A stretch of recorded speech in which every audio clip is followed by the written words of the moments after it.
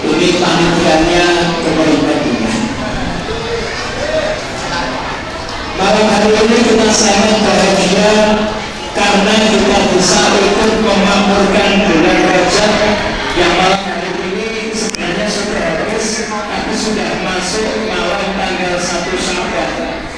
Tetapi tidak jadi masalah karena di bulan Syawal ini pun kita sama-sama diajarkan oleh Nabi Muhammad agar selalu minta barokah kepada Allah supaya kita mendapat barokah semenjak bulan Rajab, bulan Syawal sampai nanti bisa mendapatkan bulan suci Ramadan. Sebagaimana dalam satu riwayat yang diriwayatkan bersumber dari sahabat Anas bin Malik radhiyallahu anhu bahwa Nabi Muhammad itu jelaskan mereka karena Nabi sallallahu alaihi wasallam idza dakhala Rajab yaqulu Allahumma barik lana fi Rajab wa Sya'ban wa ballighna Ramadan. Rasulullah ketika masuk di bulan Rajab beliau berdoa Allahumma barik lana fi Rajab wa Sya'ban wa ballighna Ramadan. Dan saya yakin semuanya sudah hafal doa yang diajarkan oleh Nabi Muhammad SAW ini, apalagi santri. Apa yang perlu kita ambil pelajaran dari doa ini? Allahumma ya Allah barik lana berkailah kami fi Rajab di bulan Rajab wa Sya'ban dan berkailah kami di bulan Sya'ban wa ballighna Ramadan dan sampaikan kami di bulan suci Ramadan. Apa pelajaran yang bisa kita ambil Bapak Ibu bahwa Rasul mengajarkan kita untuk selalu minta barokah. Kita diperintah oleh Nabi Muhammad untuk selalu ngalap barokah, mencari barokah dalam kehidupan ini. Berarti barokah itu ternyata sangat penting dan kita tidak boleh untuk meremehkannya. Dan nanti kita sampaikan sedikit tentang masalah pembahasan barokah supaya kita nanti lebih paham. Tetapi mari walaupun sekarang wajahnya sudah habis, kita tetap berdoa seperti yang diajarkan kita tadi. Moga supaya lebih tenang kalau ngatakan doa saran-saran di kali biar stabil di kondisi itu. Tambah sihiran haduan lagu ya. Lagunya itu saya saja versi saya. Allahumma barik lana. Aku saya udah ngerti lagunya kok saya dulu diberi dulu kan lagu kita berbeda. Ini lagu 10 beda sama Rina. Rupanya saya berdua.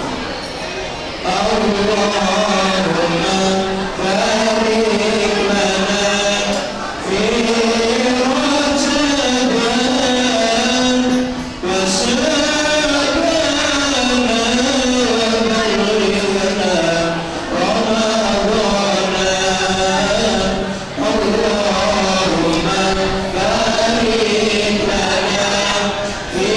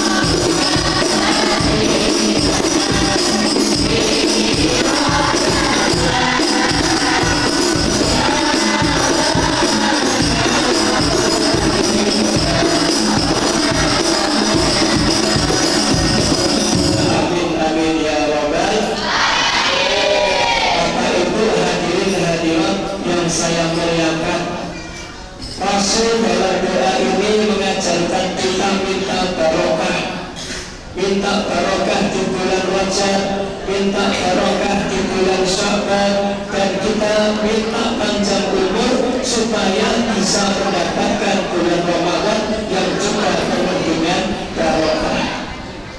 Dan kita perlu memahami barokah secara bahasa Bapak Ibu. Barokah itu ada yang mengartikan an-numuwah. Numuwah artinya adalah tumbuh, bertambah, berkembang, itu namanya barokah secara bahasa. Juga ada yang mengatakan barokah diartikan sebagai suatu kebaikan. Maka para ahli ilmu tasawuf mendefinisikan kata-kata barokah ini adalah al-barokatu hiya ziyadatul khair. Yang namanya barokah itu adalah bertambah kebaikan. Jadi kalau kita diberi anugerah oleh Allah berupa apapun dan kita semakin bertambah baik, maka itu tandanya kita diberi barokah oleh Allah Subhanahu wa ta'ala. Kita diberi harta, semakin kaya semakin dermawan, semakin kaya rajin ibadah, semakin kaya akhlaknya semakin rendah hati. Itu berarti kandane diarani bodo sing barokah. Buat jenengan dipun paringi umur dipun ginakaken kangge taat, kangge zikir, kangge derek perintahipun Allah lan larangan Allah, maka umur kita dikatakan umur yang barokah. Adik-adik dipun paringi ilmu sing kathah, bisa belajar di pesantren, tetapi ilmunya digunakan dengan baik, diamalkan dan diajarkan, maka itu tandanya ilmunya barokah. Mergo tambah ilmu tambah apik.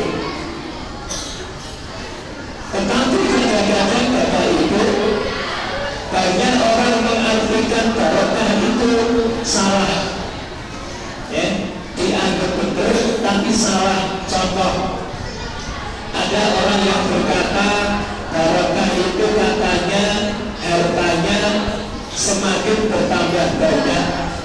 Kalau saya ngomong alhamdulillah aku bisa dagang modalnya 10 juta, saiki wis dadi 1 miliar.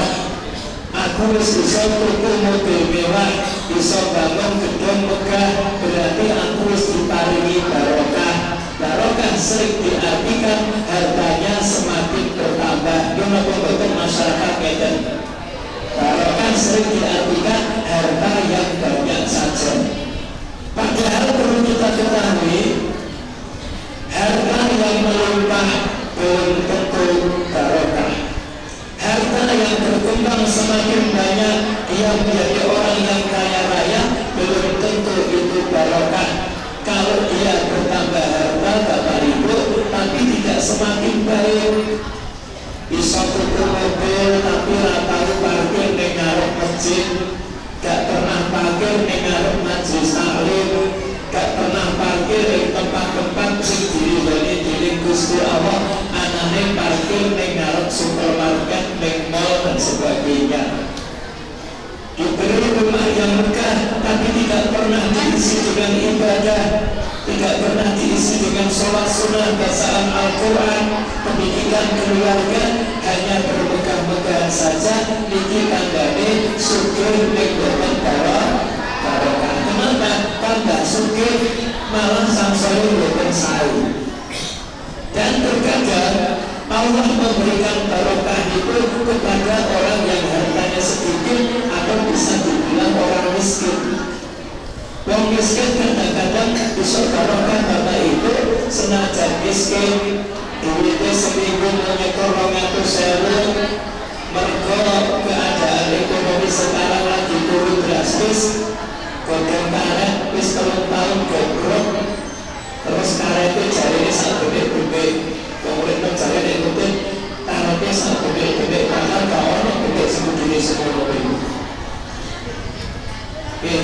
Walaupun harta pulang jenengan sedikit jadi orang yang tidak mampu di bawah garis kemiskinan, tapi kalau rajin ibadah, sholat jamaahnya dihormati,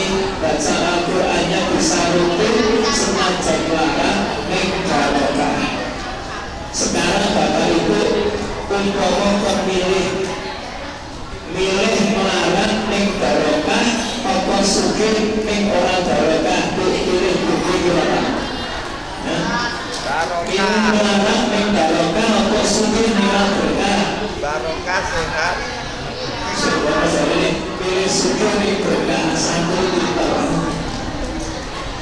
Bapak pilih sugih atau melarat dan malah pilih sugih ning barokah. Kita berharap mudah-mudahan semua menjadi orang-orang kaya yang barokah. Amin Allahumma. Tapi seandainya diberi pilihan melarat nopo barokah atau sugih barokah, tetap pilih melarat yang barokah karena miskinnya mengantarkan ke surga dan mendapatkan rahmat dari Allah. Tapi sugih barokah malah mengantarkan kita kepada neraka. Kemudian ada orang mengatakan berkah itu nek awake sehat nyambut gawe kepenak mangan rasane nikmat. Tapi Bapak Ibu, sehat itu belum tentu barokah. Kalau sehatnya, perkasanya, kuatnya tidak digunakan untuk semakin taat kepada Allah, tidak semakin bertambah baik, malah kesehatannya untuk maksiat. Tetapi kadang-kadang Allah menitipkan barokah itu kepada orang-orang yang diberi sakit. Sebab diparingi lara terus risane gak pernah ilang mikir karo Gusti Allah. Tangane anane kudu tasbih, ngapalno Al-Qur'an, maca surat-surat pendek, surat-surat pilihan rajin, padahal kondisinya sakit. Itu senajan lara tapi juga paringi barokah. Bila mulai budi sehat ing barokah karo lara ning berkah. Pilih sehat ning Berkah. Lantai bila Kanjeng Nabi Masya Allah mengajarkan kita agar kita selalu minta barokah. Ternyata berkah itu penting, ya. Pinter belum tentu barokah. Nek tambah pinter, tambah pemimpi, tambah sombong, ngenyek ngalong bujuk. Semakin pinter tapi gak boleh ngorong yang masjid. Nah itu berarti pinter itu dan barokah. Mila senajan bulan jenengan boten pinter saestu ning bulan jenengan seneng nyedak kalih para yai, seneng nyedak kalih para ustaz, seneng hadir ning majelis taklim, muga-muga senajan wong ngatur bodho ning muga-muga barokah. Amin Allahumma amin. Ini maksud dari barokah seperti itu.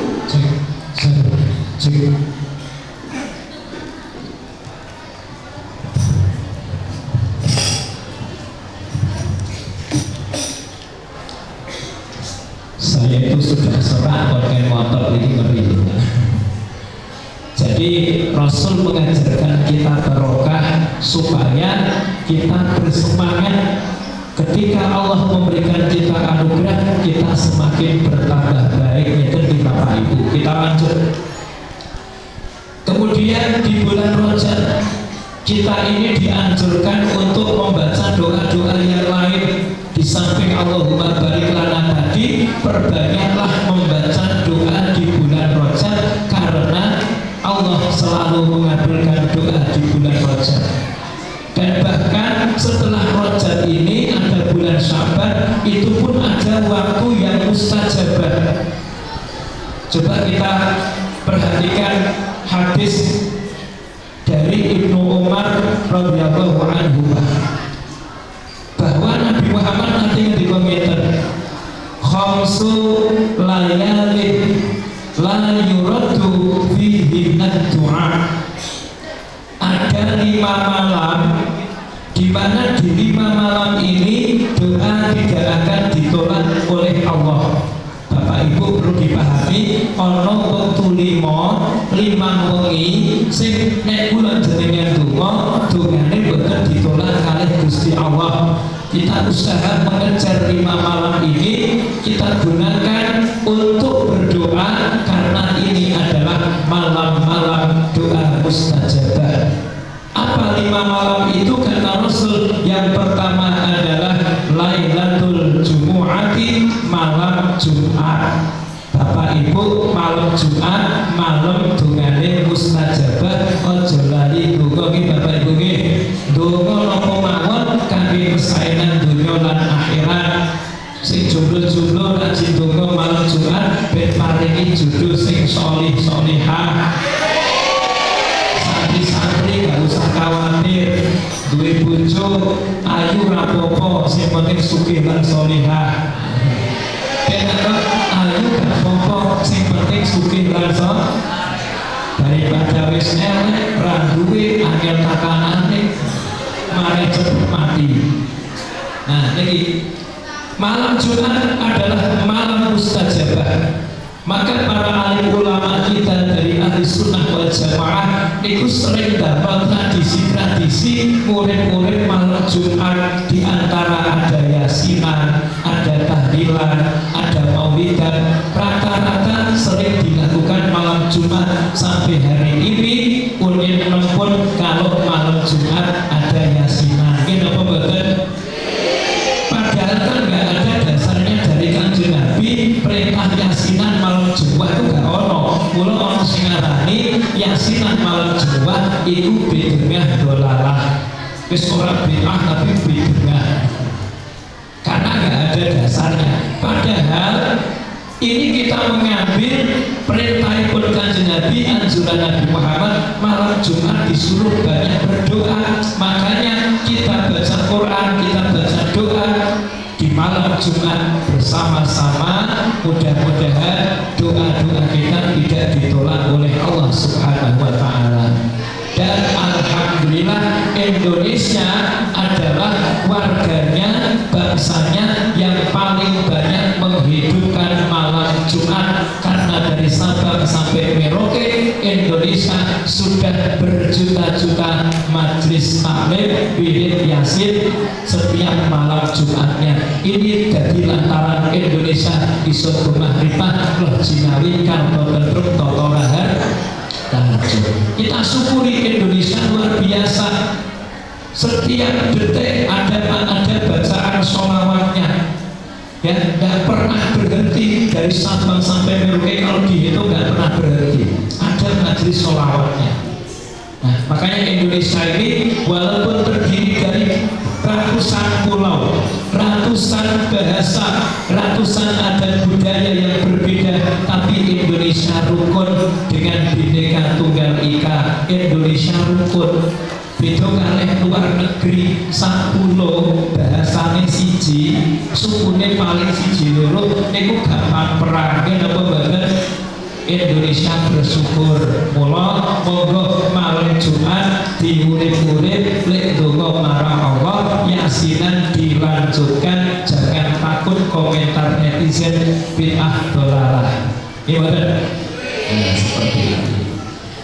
Jadi lek murid-murid malam Jumat mah aja mau sunah Rasul, dari malam Jumat sunah Rasul kuwi ora Kemudian malam mustajabah kata Rasul yang kedua adalah walailatul ula min Rajab. Malam pertama bulan Rajab ini pun keliwat. Malam siji Rajab Bapak Ibu niku malam doa mustajabah. Maka Rasul mengajarkan tadi Allahumma barik lana itu semenjak malam 1 Rajab. Yang ketiga kata Rasul walailatul nisfi min Sya'ban. Doa mustajabah di malam yang ketiga adalah malam separuhnya bulan Sya'ban atau bulan Ruah. Maka sampai dikenal dengan malam nisfu Sya'ban. Nah, setelah Rajab ini, bulan mulia ini selesai, kita masih punya kesempatan memakmurkan satu malam mustajabah, yaitu malam nisfu Sya'ban. Monggo teng jalur diurip-urip kegiatan nisfu Sya'ban. Insyaallah kalau santri pesantren Pak Ustadznya siap untuk menyemangati santri-santri ini murid-murid malam nisfu Sya'ban. Mulai dari habis maghrib sudah baca yasin 3 kali, niat minta rezeki yang kata sing berkah kanggo ibadah, niat dipun paringi panjang umur sing berkah, niat dipun paringi tetap iman nganti mati binaringan husnul khotimah. Doa-doa ini tidak diremehkan oleh Allah, tidak ditolak oleh Allah. Nanti masih ditambah sholat sunnahnya, ditambah tasbihnya, sholat hajatnya, zikirnya, Qur'annya, sholawatnya. Monggo kula jenengan siapkan malam Sabat untuk memaksimalkan ibadah dan doa. Kemudian